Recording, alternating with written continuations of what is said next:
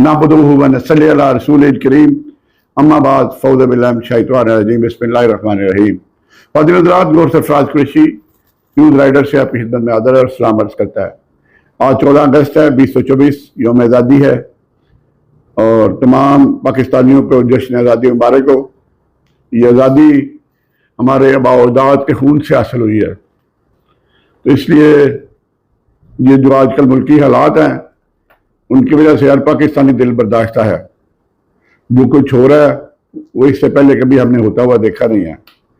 लिहाजा आप सब दुआ करें कि अल्लाह ताला पाकिस्तान को एक डगर पे ले आए। जो माशी मुश्किलात हैं, जो रियासती तशद्दुद है, रियासती जो जुल्म है, उससे निजात हासिल हो सके। सबसे पहले ये मैं फायरवॉल की बात करना चाह रहा हूँ कि गुज़श्ता 2 दिन से ये जो व्हाट्सएप है, इस पर मैसेजिंग डाउनलोडिंग और इवन वॉइस नोट भी नहीं आप भेज सकते। बड़ी मुश्किल से जा रहा था, आज तो बहुत ही मुश्किल हो गई है। तो इसका मतलब है कि फायरवॉल ने अपना काम शुरू कर दिया है और उसका पहला हदफ व्हाट्सएप है। तो मुझे भी सुबह से बड़ी मुश्किल पेश आ रही थी। मैंने तो फिर टेलीग्राम एक्स जो है वो इंस्टॉल कर लिया और मैंने देखा मेरी जो कंटेक्ट लिस्ट में से उसमें तकरीबन 150-200 बंदे ने उसको ऑलरेडी इंस्टॉल किया हुआ था। तो आप लोग भी अगर ये मौजूदा हुकूमत की मेहरबानियों से मुस्तफ़ीद हो रहे हैं और व्हाट्सएप आपका बंद है, तो आप इसको टेलीग्राम एक्स को इंस्टॉल कर लें तो आपकी ये फिलहाल तो परेशानी दूर हो जाएगी।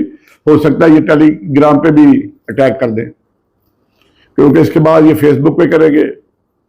ट्विटर जिसको एक्स कहते हैं वो ऑलरेडी इन्होंने बंद किया हुआ है। तो ये पता नहीं ये सिलसिला कब तक जारी रहेगा।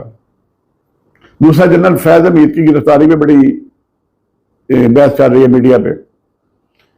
तो मैंने उस पर जानबूझ के बात नहीं की कि हमारा ये इससे लेना देना क्यों नहीं है, ये फौज का इंटरनल मैटर है। लेकिन एक बात है, ये काम शुरू हो गया, ये इसकी शुरुआत हो गई है। अब तमाम DGI को बड़ा फूंक के कदम रखना पड़ेगा, क्योंकि एक दफा ये काम शुरू हो जाए तो फिर ये रुकता नहीं है। दूसरा बात करना चाह रहा हूँ सुप्रीम कोर्ट की, जो जस्टिस काजी ईसा साहब ने जजमेंट दिया है, जिससे उन्होंने out of the contest rewrite कर दिया कॉन्स्टिट्यूशन को कि ये इलेक्शन कमीशन जिस वक्त चाहे गिनती कर सकता है। सिर्फ वो ये चाहते हैं कि मुझे एक्सटेंशन मिल जाए। एक्सटेंशन के लिए वो हर काम करने के लिए तैयार है।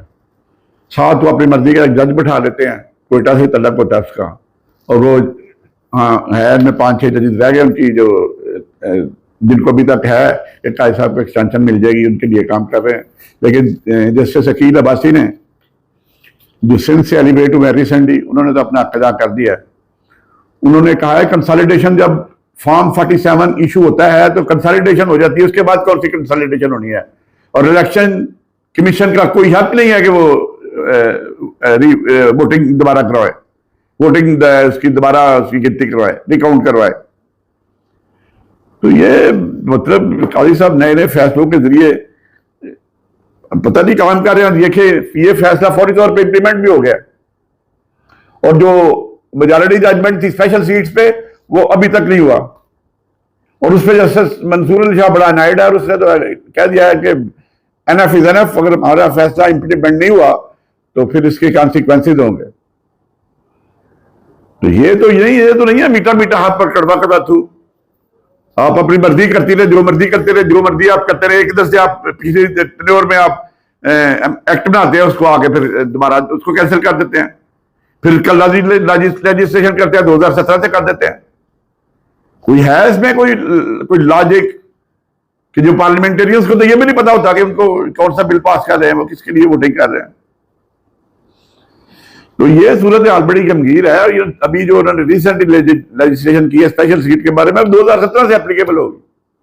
अंदाजा करें, आप उस वक्त थे ही नहीं तो आप कैसे ये रेट्रोस्पेक्टिव कर सकते हैं इसको। किस दलदल में लेके जा रहे हैं मुल्क को। जजेस में तकसीम है, जजेस के साथ जुल्म ज्यादती हो रही है, इनके बेडरूम तक कैमरे लगाए हुए हैं।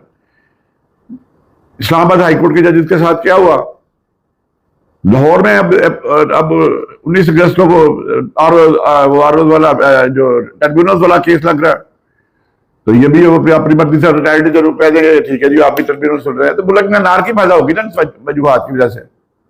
बांग्लादेश की आप भूल चुके हैं कि बांग्लादेश में क्या हुआ है। बांग्लादेश में जनाब 45 मिनट दिया प्राइम मिनिस्टर को जाने के लिए, भागने के लिए मुल्क से, और फिर वो स्टूडेंट्स ने अपनी मर्जी का चीफ एग्जीक्यूटिव मुकर्रर करवाया।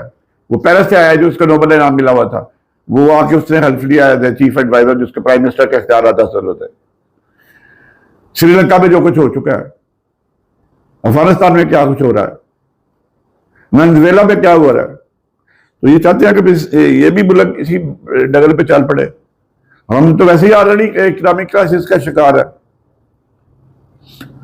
दूसरा ये एयरसेफ के बारे में बात करना चाहता हूँ कि ये मिर्स का जो मामला है वो सिर्फ ज्यादातर बल्कि 99% जो गवर्नमेंट पे आए होते हैं उनको जो है वो उनके बिल मंजूर हो रहे हैं। बिल्स की कापियां मेरे पास पड़ी हुई हैं, लाखों रुपए के बिल दे रहे हैं, और एयरसेफ वाले बेचारे जिनके हजारों में बिल होते हैं उनको पैसे नहीं मिल रहे, और 3 साल बाद ये वैसे रीइंबर्समेंट एक्ट कर जाते हैं। मेडिकल सेंटर का इंचार्ज बनाया हुआ है सुहेल शेख को, जो दराज से वो वहां बैठा हुआ है हेडक्वार्टर में, और हेडक्वार्टर के जो की पोस्ट है उस पर सिद्धि बिठाया हुआ है।